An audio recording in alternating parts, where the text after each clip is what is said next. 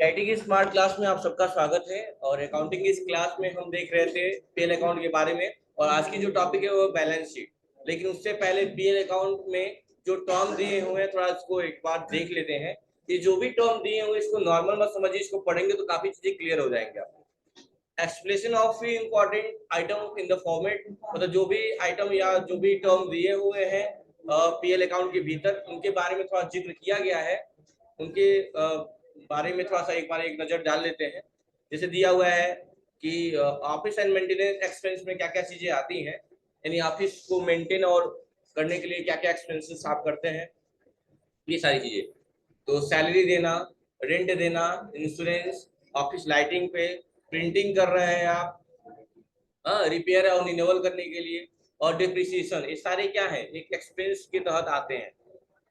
इसीलिए ये debit side में रखे जाते हैं। आपने देखा था ना कल मैंने कहा था जब तक रिसीव्ड वर्ड ना जुड़े तब तक वो क्रेडिट साइड में नहीं जाएगा। जैसे मैं बोलूं कमीशन पेड, तो कमीशन देना प्लस है कि माइनस है? माइनस है। डेबिट की क्रेडिट, और डेबिट हो गया, और वही कमीशन रिसीव्ड होगा तो। और फॉर्मेट में यही तो था कल का फॉर्मेट। कल का फॉर्मेट था क्या? यही फॉर्मेट था। जो डेबिट है डेबिट साइड है, और ये आपका क्रेडिट साइड है। जो भी रिसीव्ड है क्रेडिट साइड में है, जो नॉर्मल है वो डेबिट साइड में है। और इसमें क्या था, लास्ट में जो अंतर आ रहा था, अगर अंतर डेबिट साइड में आएगा तो टू नेट प्रॉफिट, अंतर अगर क्रेडिट साइड में आएगा तो बाई नेट लॉस आ रहा था। कर लिए थे आप लोग ना, क्वेश्चन समझ में आ गया था ना? मैंने प्रॉफिट और लॉस दोनों का क्वेश्चन करा दिया था। ठीक है, अब बारी है। और एक और चीज देख लेंगे इसमें, सेलिंग एंड डिस्ट्रीब्यूशन एक्सपेंस भी दिया हुआ है कि कोई सामान को बेचने के लिए उस पर भी तो आपको एक्सपेंस होते हैं। जैसे कैरेज भाड़ा वाड़ा दे देना, या बैड डेप्थ हो जाना, किसी को पैसा दिया आपने, जैसे कुछ पैसा ले गया कुछ उधार लगा दिया उसने, वो पैसा आपको उसने दिया ही नहीं। होता है ना, नहीं लोग नहीं शादी विवाह में टेंट बुक करते हैं, 8 जो भी है 1 लाख 1.5 लाख का जो भी, तो कुछ पैसा दे देते, कुछ कहते हैं चलो 1 महीने बाद या 20 दिन बाद दे देना। वो पैसा दिए ही नहीं, आप डूब गया तो बैड डेप्थ कहलाएगा। जैसे हिंदी में अप्राप्य ऋण या डूबत राशि कहते हैं। ठीक है, डेप्थ का मतलब डूब जाना, और वही रिकवर हो जाएगा तो क्या हो जाएगा, क्रेडिट साइड में आ जाएगा। और नहीं रिकवर्ड हुआ तो डेबिट हो गया। कमीशन पेड, सारी चीज बताई गई थी। अब बारी है, क्वेश्चन भी करा दिए थे ना? हाँ, क्वेश्चन हो गया था ना 3,02,000 वाला। ठीक है, अब बारी है बैलेंस शीट की। बैलेंस शीट क्या होता है इसके बारे में थोड़ा जानते हैं। अब थोड़ा पैटर्न चेंज होगा, बहुत ध्यान देना है यहाँ पे बैलेंस शीट में। तो सब सामने देखिए, बाकी नोट्स को छोड़ दीजिए, अभी सब सही हो जाएगा। सुनिएगा ध्यान से। कह रहे the balance sheet is a statement that summaries of the asset and liability of A business. क्या कह रहा है कि जो बैलेंस शीट होता है ना, वो एक स्टेटमेंट होता है किसका, आपकी संपत्ति और दायित्वों का। तो मैंने एक बात बताया था, एसेट्स का नेचर डेबिट होता है और लायबिलिटी का नेचर क्रेडिट होता है। ये बात बताया गया था। किसी को आप किसी से आपने लोन लिया है तो लोन लेना क्या है, दायित्व है एक आपका। लोन ये तो चुकाना है ना, ये आपका दायित्व है। और दायित्व तो किस साइड में लिखेंगे, क्रेडिट साइड में। जो भी चीजें बाद में देय होती है वो दायित्व होती है। इलेक्ट्रिसिटी रेंट दायित्व है क्रेडिट साइड, लायबिलिटी साइड में। और अब साइड बदल जाएगा। अभी तक आप पढ़ रहे थे कि दो साइड, एक आपका डेबिट साइड और एक आपका क्रेडिट साइड। लेकिन इसमें बैलेंस शीट में पैटर्न चेंज हो जाएगा। इधर आपका आएगा लायबिलिटी और इधर आएगा आपका एसेट्स। अब बताइए किसका नेचर डेबिट किसका क्रेडिट? लायबिलिटी का क्रेडिट और इसका डेबिट। देखो चेंज हो गया ना, पहले इधर डेबिट इधर क्रेडिट आ रहा था, लेकिन बैलेंस शीट में पैटर्न क्या हो गया, चेंज हो गया ना। अब इसी पे काम करना है, कैसे करना है चलिए आइए देखते हैं। तो कह रहा है कि the excess of assets over the liabilities, अगर जो भी अमाउंट होगा, अगर एक्सेस हो रहा है एसेट्स पे लायबिलिटी के अगेंस्ट, तो उसे नेटवर्थ बोला जाता है बिजनेस का। The balance sheet provider information that help in assessing, क्या है सुनिएगा, a company long term financial strength and performance, मतलब जिसकी लॉन्ग स्ट्रेंथ हो, एकता हो की बात की गई है, नहीं होते हैं कैपेसिटी की बात की जाती है। जैसे कंपनी खोलते हैं, बिजनेस खोलते हैं तो क्या सोच के खोलते हैं कि कल बंद कर देंगे, नहीं, वो अंततः चलेगा। और कब बंद होगा जिसका कोई सीमा नहीं है। और कंपनी डे इफिशिएंसी, इफिशिएंसी का मतलब होता है कार्य क्षमता। डे वर्किंग कैपिटल मैनेजमेंट, जो कार्य क्षमता की बात कही है, जिससे अपने पूंजी को आप क्या करें, मैनेज कर पाए। ठीक है, कैसी सारी चीजें दिया हुआ है, all revenue and expense account are close when the profit and loss account is prepare. मतलब जितने भी रेवेन्यू और एक्सपेंस के अकाउंट होते हैं सब बंद हो जाते हैं। कब? जब प्रॉफिट एंड लॉस अकाउंट बन जाता है उसके बाद सब बंद हो जाता है। जैसे आप लोग टिकट बुक करने जाते हैं खिड़की पे रेलवे स्टेशन पे, एक टाइम होता है ना 4 बजे तक खिड़की खुली रहेगी। अगर आप लाइन में भी है तो ये नहीं कि अरे कोई बात नहीं, जो 4 लोग और हैं कर देंगे उनका भी, नहीं, 4 बजे खिड़की अपने आप सिस्टम लॉक हो जाता है। 4 बजे के बाद आप किसी की बुकिंग कर ही नहीं सकते। वही सब बातें यहाँ पे भी है। जैसे ही रेवेन्यू एक्सपेंस के जो अकाउंट होते हैं सब बंद हो जाते हैं अगर एक बार आपका पीएल अकाउंट बन जाता है। कह रहा type of asset and liability included in balance sheet. कह रहा है हम उन प्रकार की बात करेंगे संपत्तियों के प्रकार या दायित्वों के जिसका प्रयोग आप किसमें करते हैं, बैलेंस शीट में करते हैं। ठीक है, तो ये सारी चीजें दी हुई है, तो आप डायरेक्टली नहीं हो तो फॉर्मेट में आ जाएंगे तो ज्यादा बेहतर है, चीजें समझ में आएंगी। ठीक है, ऐसे एग्जांपल दिए हुए हैं, current asset, liquid asset. Liquid assets क्या होते हैं? Liquid asset are the current asset which are either be form of cash और कन्वर्टेड इनटू कैश। मतलब जो जो संपत्तियां कैश में परिवर्तित हो जाए आसानी से उन्हें हम लिक्विड एसेट्स के नाम से भी जानते हैं। करंट एसेट्स और फिक्स एसेट्स शुरू में पढ़ाए थे। जिनका टर्म लाइफ स्पान 1 साल से कम होता है वो करंट होते हैं, जिसका 1 साल से ज्यादा होता है वो फिक्स होते हैं। सही बातें पहले की जा चुकी है। ठीक है, अब हम डायरेक्टली ये रहा आपका फॉर्मेट। तो इसमें क्या ध्यान देने वाला होता है, बस जैसे पिछले आप ट्रेडिंग अकाउंट बनाए थे तो परचेज में से परचेज रिटर्न घटा रहे थे, सेल्स में सेल्स रिटर्न घटा रहे थे, तो वैसे ही बैलेंस शीट का यही फॉर्मेट होता है। इस फॉर्मेट दिख रहा है, capital, long term liability, current term liability, fixed asset, long term investment, यही है। अब कैसे क्या करते हैं समझिएगा। इसमें बस एक ही बात पे ध्यान देना है कि कैपिटल होगा तो कैपिटल का अमाउंट अमाउंट में नहीं लिखेंगे। क्यों? क्योंकि कैपिटल में कुछ चीजें जोड़ी जाती हैं और कुछ चीजें घटाई जाती हैं। क्या क्या जोड़ा जाता है समझिएगा। अगर प्रॉफिट हुआ है तो क्या करेंगे, ऐड करेंगे, क्या, प्रॉफिट। अगर इंटरेस्ट मिला है तो क्या करेंगे, पूंजी में ऐड करेंगे, इंटरेस्ट अगर रिसीव हुआ है तो। लेकिन वही अगर लॉस हुआ है तो क्या करेंगे, माइनस करेंगे, लॉस हुआ होगा तो। और अगर ड्राइंग भी हुआ होगा, आहरण भी होगा, तो भी पूंजी पे क्या इफेक्ट डालता है, पूंजी को घटाता है बढ़ाता है, तो भी माइनस होगा प्लस होगा। समझ में आ गई मेरी बात ना। अब चाहे प्रॉफिट होगा या तो लॉस होगा, एक ही कोई होगा दोनों में से, दोनों तो होंगे नहीं। तो कैपिटल में क्या जोड़ना है क्या घटाना है समझ में आ गया। कैपिटल में जोड़ना क्या है, अगर प्रॉफिट हुआ तो जोड़ देंगे, इंटरेस्ट मिला है कैपिटल पे जोड़ देंगे, लॉस हुआ घटा देंगे, या ड्राइंग हुआ तो घटा देंगे। यही 4 चीज ध्यान है। और घटाने जोड़ने के बाद जो बैलेंस आता है वो बैलेंस आप अमाउंट में लिखते हैं। वो बैलेंस कहाँ लिखते हैं आप, अमाउंट में डायरेक्टली लिख देते हैं सीधा सीधा। और बाकी तो आसान है, लॉन्ग टर्म लोन दिया होगा तो लोन लिखेंगे और यहाँ अमाउंट लिख देंगे। सिंडिकेटेड लिखा होगा यहाँ सिंडिकेटेड लिखेंगे, यहाँ अमाउंट लिख देंगे। बिल पेबल दिया होगा यहाँ बिल पेबल लिखेंगे, यहाँ अमाउंट लिख देंगे। बाकी तो कुछ सोचना ही नहीं है, बस सोचना है बस कैपिटल को लेके। किसको लेके, कैपिटल को लेके। और बाकी पहचानना है ये आपका लाइबिलिटी साइड है और एसेट साइड है, ऐसे लिख लीजिएगा आप लोग। और दिमाग में रखिएगा कि लेवल लाइबिलिटी क्रेडिट और एसेट डेबिट। क्वेश्चन दिया हुआ है, क्वेश्चन करेंगे तो ज्यादा बेहतर समझ में आएगा। जैसे यहाँ दिया हुआ है, ये क्वेश्चन दिया हुआ है आपका, तो बाकी तो आसान है। डेबिट क्रेडिट डिसाइड हो जाएगा। पहले तो कैपिटल है किस साइड में लिखेंगे, लाइबिलिटी साइड में लिखेंगे। क्या कैपिटल का अमाउंट अमाउंट आपके ऊपर डिपेंड करता है, आप जैसे मैनेज कर लो।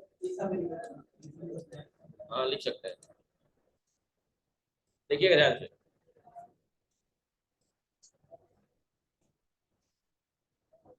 सेट तो हो ही गया है, होने गया है।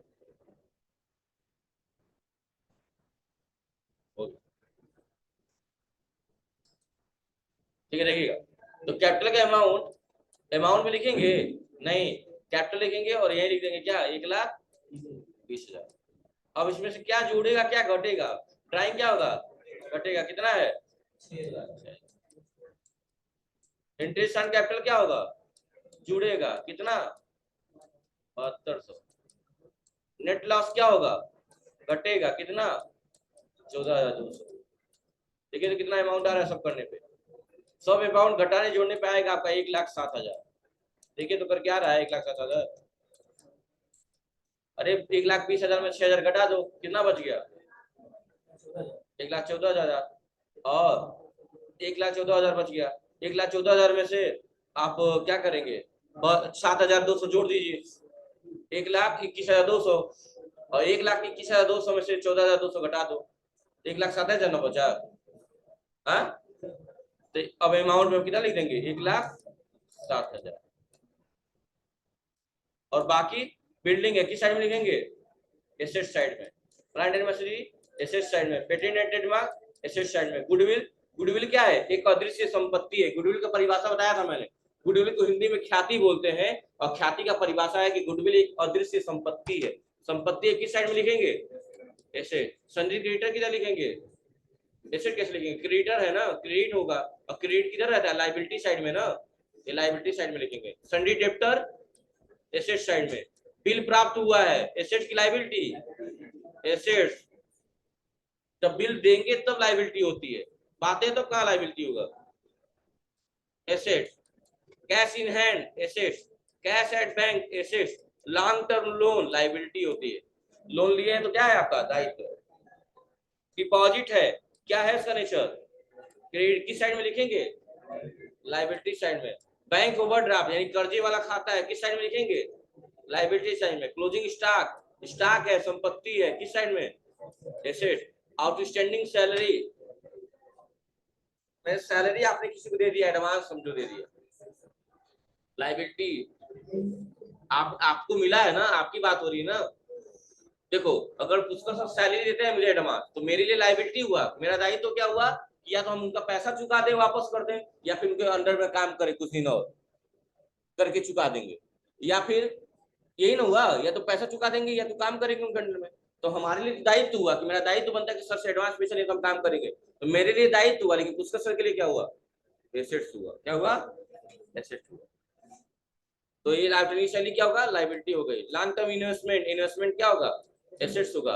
प्रीपेड इंश्योरेंस, प्रीपेड बताए थे, प्रीपेड क्या होता है, संपत्ति होता है, पोस्टपेड ना लायबिलिटी होता है। प्रीपेड का मतलब क्या है, पहले ही भुगतान कर दिया गया तब लाभ उठाया गया है, और पोस्टपेड का मतलब क्या होता है, पहले लाभ उठा लिया तब भुगतान, और जिसमें पहले लाभ उठ गया वो आपका दायित्व बन गया, ये क्या होगा, एसेट्स होगा।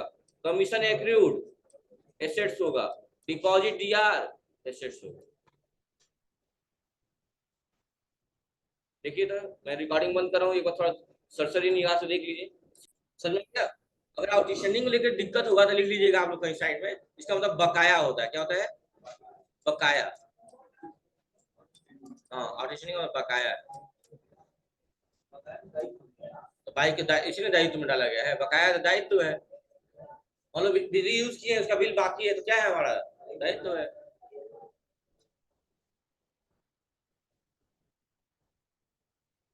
तो मैंने बताया अगर सर हमको पैसा एडवांस देते हैं तो उनके लिए संपत्ति है, लेकिन मेरे लिए क्या है,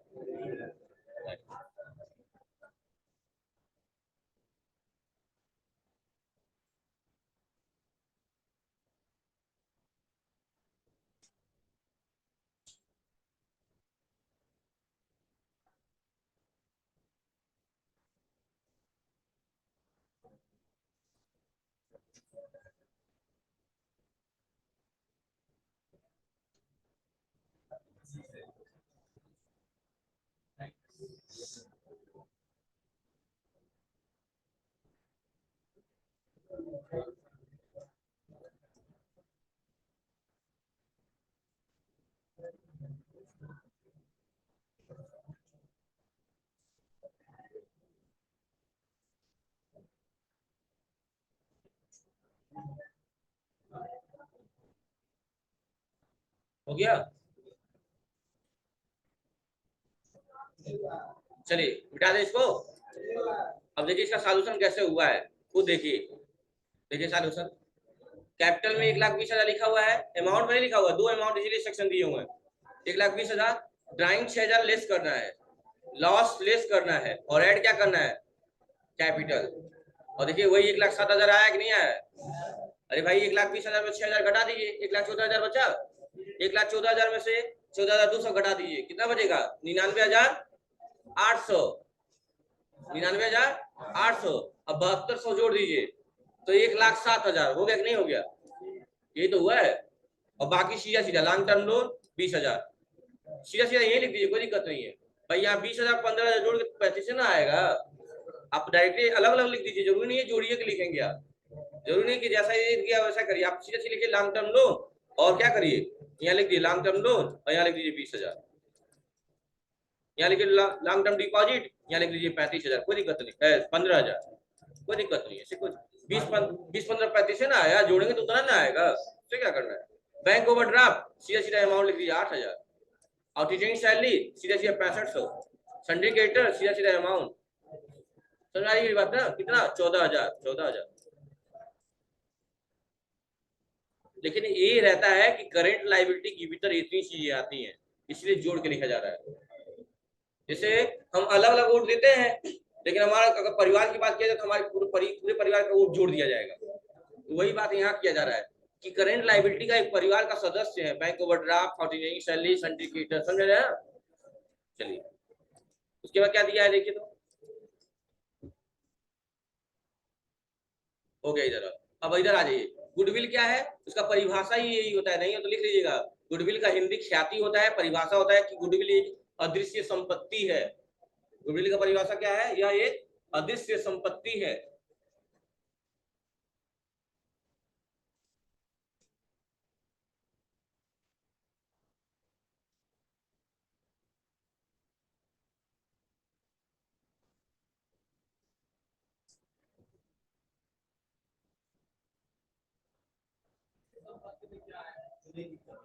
ऐसी संपत्ति जो है होती है जिससे आपका वर्चस्व बना हुआ है लेकिन वो दिख नहीं रही है, वो भी अदृश्य संपत्ति में आती है।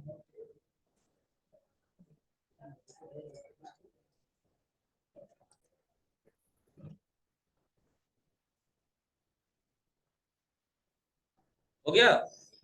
अब देखिए पेटेंट और ट्रेडमार्क, मान लो मेरे ट्रेडमार्क ही है मेरे जीआईटी का, ये क्या है, मेरी जीआईटी का संपत्ति है, ये लोगो जो लगा हुआ है लैंग्वेज ऑफ ग्राफिक्स, ये क्या है, संपत्ति है। यहाँ का पार्ले जी बच्ची का फोटो है, क्या है, संपत्ति है उसकी, ट्रेडमार्क है, पेटेंट है। तो लैंड एंड बिल्डिंग संपत्ति है, प्लांट मशीनरी संपत्ति है, लेकिन कैसे संपत्ति है, सारी फिक्स एसेट्स है। करेंट सेशन में कमीशन हो गया, डिपॉजिट हो गया, प्रीपेड हो गया, क्लोजिंग स्टॉक हो गया, ये सब संपत्ति ही तो है। तो आप लोग नॉर्मल वे में करिए, ज्यादा सोचिए मत, इस क्वेश्चन को नोट करिए, कॉपी नोट्स रख दीजिएगा और डायरेक्टली करने की कोशिश करिए। जैसे देख लीजिए फिर से लास्ट टाइम, पता नहीं कब पढ़ेंगे आप लोग की जिंदगी में। ये सारा कहाँ है, लाइबिलिटी साइड में जाएगा, किस साइड में जाएगा, घटाना जोड़ना सिखाई दिए हैं। कैपिटल में ड्राइंग क्या करेंगे, घटाएंगे, लॉस घटाएंगे, कैपिटल जोड़ देंगे, इंटरेस्ट ऑन कैपिटल। ये आपका एसेट साइड में, एसेट साइड में बोलो तुम लोग, एसेट साइड में, एसेट साइड में क्रेडिटर, डेप्टर, रिसीवेबल, जो देना है दो से देना, दो से दायित्व, जो पा गए वो आप संपत्ति हो गए, एसेट्स, एसेट्स, लोन, एसेट,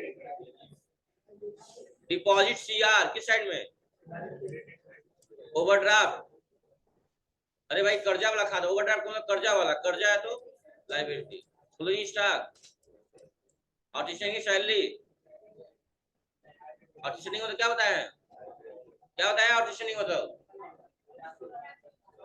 बकाया, लिखवाया है ना, दायित्व, बकाया किसी शैली देना है आपको, दायित्व है। Investment assets, prepaid insurance asset, accrued assets मतलब मिल चुका है, मतलब प्राप्त हो जाएगा वो, और डिपॉजिट, सब जोड़ेंगे तो एक साइड में आएगा बैलेंस। और इसका खासियत क्या है, हमेशा लायबिलिटी का बैलेंस हमेशा एसेट्स के बैलेंस के बराबर आएगा, 1,70,000 कुछ करके आएगा। तो इसको इसी क्वेश्चन को एक बार घर से रिवाइज करिएगा। 2 क्वेश्चन और है जो मैं कल क्लास में कराऊंगा। इसका बैलेंस आएगा 1,70,500, देखिए ठीक है। तो आज के लिए बस इतना ही, थैंक यू।